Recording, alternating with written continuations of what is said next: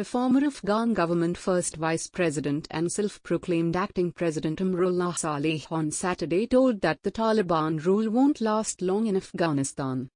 In an interview with Euronews, speaking from the Panjshir Valley, he said, "The law of the Taliban is Islamic Emirate, unacceptable to the people of Afghanistan, and the election of a leader by a group is unacceptable.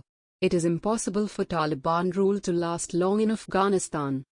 According to Saleh, the Taliban have neither external nor internal legitimacy, and they will soon face a deep military crisis, with other areas besides Panjshir mounting resistance against them.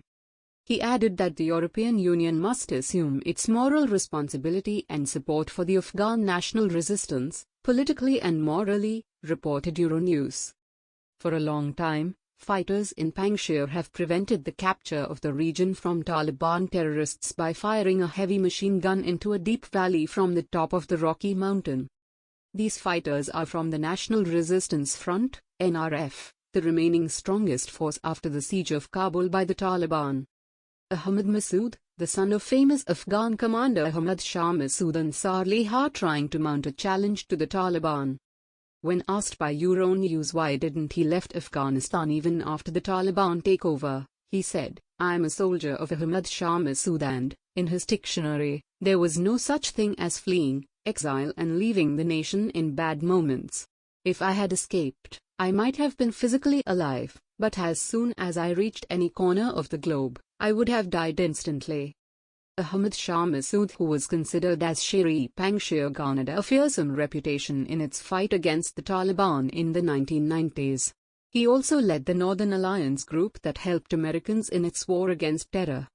Saleh considers him as his guru, who was posthumously named a national hero by former President Ahmad Karzai.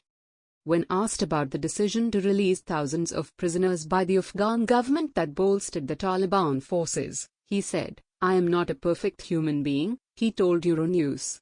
"But in my position as vice president, I could not veto that decision. Unfortunately, the Americans asked us in a very wrong and undiplomatic way to release these prisoners and threatened to cut off economic, weapons and military aid to Afghanistan.